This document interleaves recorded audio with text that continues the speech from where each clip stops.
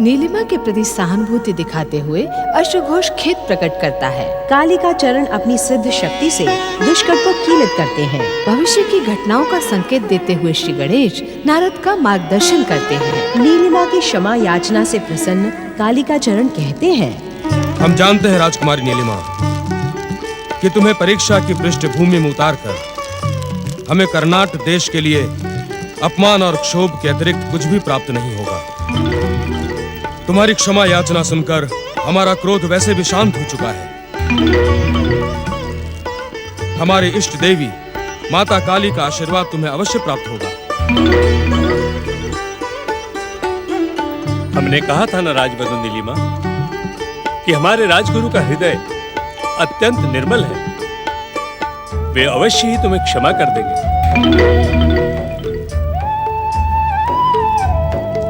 आप धन्य हैं राजगुरु, आपकी जय हो। राजवधू नीलिमा, पिछली सब बातें तुम भूल जाओ और हम भी भूल जाते हैं और अपने पति की सेवा में लीन हो जाओ।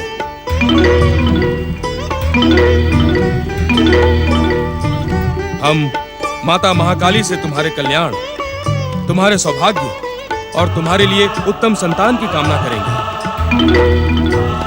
माँ काली तुम्हारा कल्याण करे। माँ काली सबका कल्याण करे। माता महाकाली की जय। माता महाकाली की जय। राजगुरु कालिकाचरण की जय। राजगुरु कालिकाचरण की जय। राजगुरु कालिकाचरण की जय। ओम गं गणपते नमः। ओम गं गणपते नमः। ओम गं गणपते नमः। ओम गं गणपते नमः। ओम गं गणपते नमः।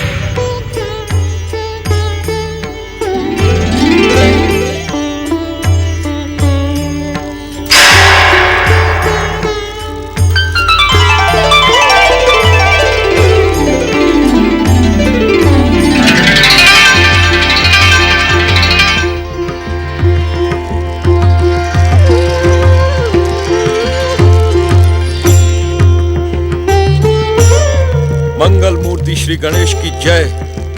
गौरी पुत्र श्री गणेश की जय। हे लंबोदर, आपने मेरी वर्षों की साधना सफल कर दी। आपके प्रत्यक्ष दर्शन पाकर मेरा जीवन धन्य हो गया। आपकी भक्ति और आपकी भावना से हम बहुत प्रसन्न हैं कपिल ऋषि।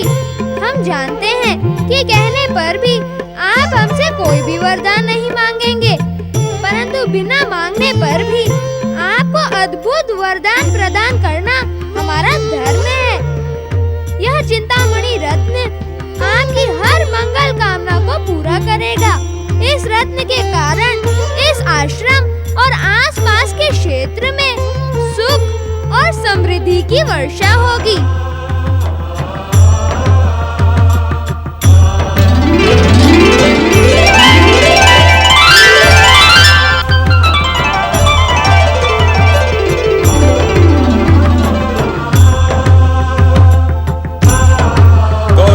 श्री गणेश की जय।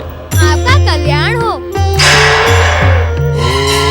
ऐं ह्रीं क्लीं चामुंडाय विद्महे। ओम ऐं ह्रीं क्लीं चामुंडाय विद्महे। ओम ऐं ह्रीं क्लीं चामुंडाय विद्महे।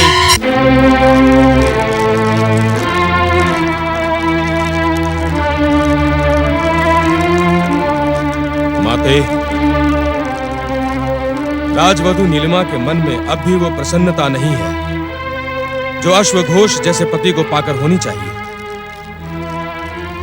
यह बात मैं भली भांति जानता हूं, इसलिए मुझे ही कुछ करना होगा। किंतु नहीं, अभी उसका समय नहीं आया है। माते, जिस पातालवासी राक्षस को मैंने अपने इस आश्रम में कीलित करके रखा हुआ है, मैं उसकी सहायता से राजवधू नीलिमा की इच्छाओं को बंदी बनाकर रखूंगा। जय महाकाली। महाकाली भक्त कालिका चरण ने भविष्य और नीलिमा के जीवन में हस्तक्षेप करने का निश्चय कर लिया। उधर स्वयं को पूर्ण रूप से पति सेवा में समर्पित करके राजवधू नीलिमा ने पिछली बातों को भूलने का प्रयास किया, परंतु वे कपिल ऋषि को नहीं भूल पाई।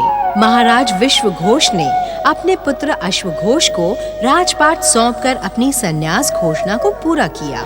इस बीच समय के साथ राजवधू नीलिमा गर्भवती हुई और कर्नाट राज्य में प्रसन्नता का वातावरण छा गया। दूसरी ओर संसार पर अपनी कृपा बिखेरने के लिए अष्टविनायक मंदिरों के निर्माण में संलग्न गौरी पुत्र श्री गणेश को निरंतर ध्यान मग्न देखकर एक दिन माता पार्वती उनके पास पहुंची।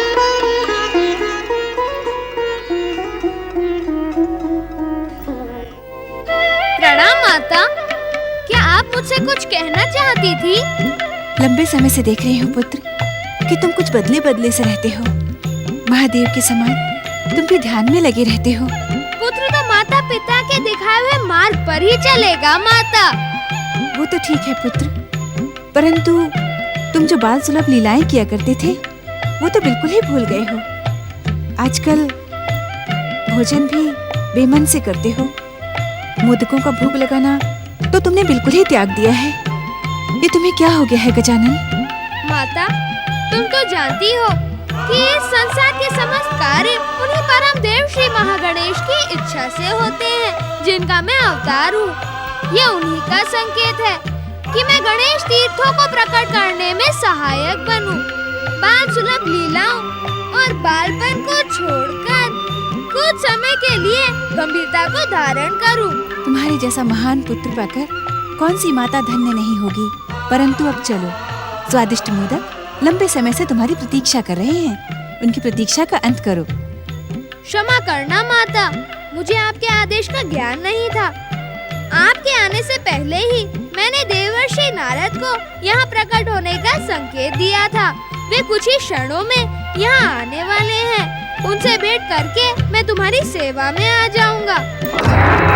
नारायण नारायण, ओम नमः शिवाय। सांब सदाशिव की जय हो।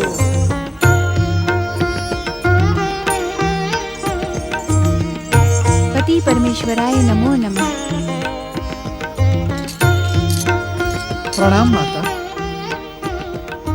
माता, गिरिजात्मज गणेश तीर्थ प्रकट होने के पश्चात लंबे समय से आपके दर्शन नहीं हुए, इसीलिए मंगल मूर्ति ने आपको प्रकट होने का संकेत दे दिया है।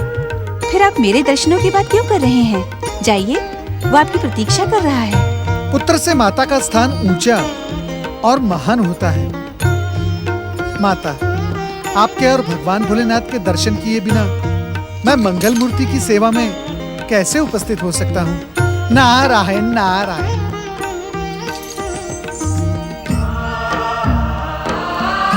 माता का स्थान पुत्र से ऊंचा और महान होता है। पुत्र को माता की हर बात सिर झुकाकर मान लेनी ही चाहिए।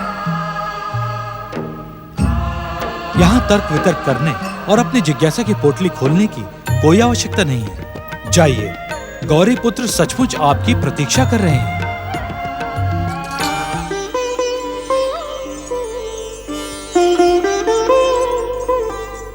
ओम सांब सदा शिवाय नमः। प्रणाम देवर्षि। प्रणाम। मैं तो आपकी सेवा में ही आ रहा था मंगल मूर्ति। पिताश्री, देवर्षि नारद को मैं जो संदेश देना चाहता था वह आप दोनों के सामने देना ही मैं उचित समझता हूँ, जिससे मुझे भी मार्गदर्शन मिल सके। राजकुमार अश्वघोष की गर्भवती धर्मपत्नी नीलिमा अब तक इस उलझन में है कि अपने होने वाले पुत्र को सदाचारी, योग्य और महान बनाने के लिए किसकी आराधना करे। तुम्हें उनके मन की दुविधा का ज्ञान है गणेश, परंतु वे क्या करें? इसका अंतिम निर्णय तो आपको ही करना है। कर्नाट राज्य का कुल गुरु कालिका चरण माँ काली का परम भक्त है। वह अपनी तंत्र शक्ति के बल पर देवी नीलिमा को अपने वश में रखना चाहता है। पिताश्री, अब आप देवर्षि नारद का मार्गदर्शन करते हुए बताएं कि वे राजकुमारी नीलिमा को क्या संदेश पहुंचाएं, क्योंकि नीलिमा की दुविधा समाप्त करना हमारा धर्म है। जब संदेश तुम्हें पहुंचाना है तो तुम महादेव से क्यों कह रहे हो गणेश? इसका उत्तर मैं तुम्हें देता हूँ देवी पार्वती। गणेश के मन में इस बात की दुविधा है कि काली तुम्हारा ही एक उग्र रूप है। महाकाली भक्त कालिका चरण को रोकने से कहीं तुम्हारा तो अपमान नहीं होगा, इसीलिए गणेश ने अपनी दुविधा का भार हम पर ही डाल दिया है। यदि कोई तांत्रिक, मांत्रिक या कापालिक मेरी भक्ति का अनुचित लाभ उठाना चाहता है तो मैं उसकी सहायता कदापि नहीं करूंगी। गजानन, तुम दुविधाग्रस्त नीलिमा को श्री महागणेश की आराधना का संदेश पहुंचाओ। उनसे कहो कि वे कालिका चरण के मांत्रिक प्रभाव में न आए, उसकी अनुचित मांगों के सामने न झुके। नारायण नारायण। माता, संदेश मिल गया। अब मेरे मन में कोई दुविधा नहीं है। भगवान भोलेनाथ और माता पार्वती की जय। गौरी पुत्र श्री गणेश की जय। ओम नमः शिवाय। ओम ऐं ह्रीं क्लीं चामुंडाय विचे। ओम ऐं ह्रीं क्लीं चामुंडाय विचे। जय महाकाली, तेरी जय हो माते। आपके इस भक्त की चमत्कारी शक्तियों पर कोई आंच ना आए माते। गणेश भक्ति के अभिमान में चूर वो कपिल ऋषि गणेश से प्राप्त चिंतामणि रत्न का सहारा लेकर नए नए चमत्कार दिखा रहा है माते, और उन चमत्कारों से प्रभावित होकर भोली भाली प्रजा पागल हुई जा रही है। माते, कुछ ऐसा करो जिससे उसकी चमत्कारी शक्ति कीलित और कुंठित हो जाए। जय माते। जय गुरुदेव। आपने सत्य कहा था गुरुदेव, सत्य कहा था। मेरी धर्म पत्नी नीलिमा ने स्वयंवर में मुझे वरमाला अवश्य पहनाई थी, परंतु उसके हृदय में कपिल ऋषि की छवि बसी है। महाराज अश्वघोष, आप हमें अपनी बात स्पष्ट कहें। गुरुदेव, कल रात मैंने नीलिमा को नींद में कपिल ऋषि से बात करते हुए सुना।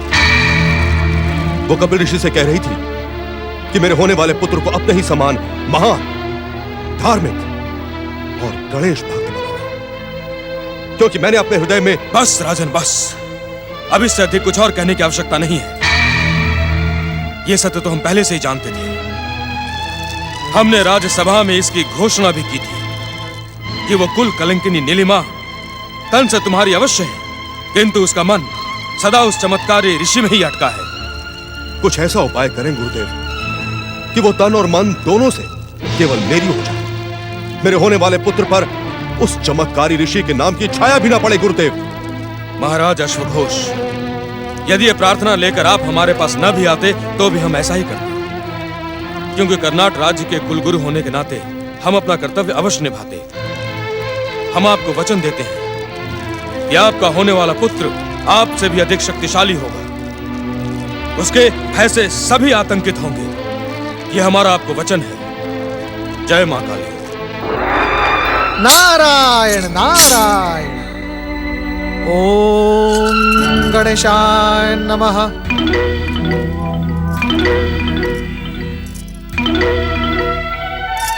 प्रणाम। श्री गणेश का नाम का प्रचार करने वाले आप कौन है ऋषिवर? जय जय श्री गणेश। देवी नीलिमा, मैं मंगल मूर्ति श्री गणेश का एक भक्त हूँ। परंतु आप कोई साधारण भक्त नहीं है। प्रकट होने और अदृश्य होने की शक्ति के साथ साथ आपको भूत, वर्तमान और भविष्य का भी ज्ञान है। आप मेरा नाम भी जानते हैं। नारायण नारायण।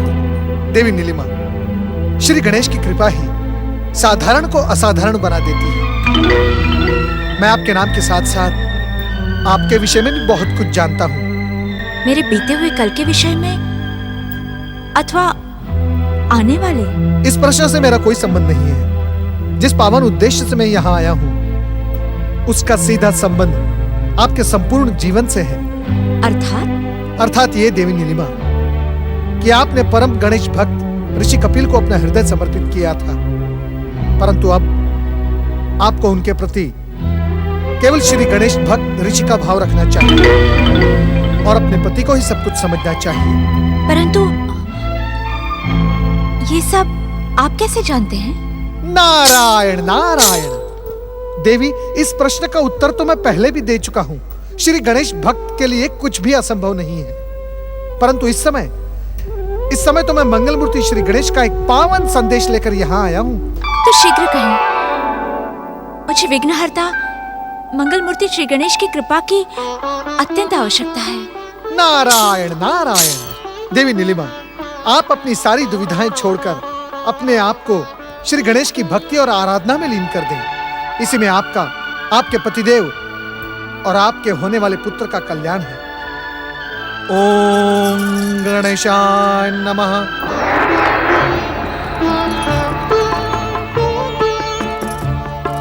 मुझे अवश्य श्री गणेश की आराधना शुरू कर देनी चाहिए।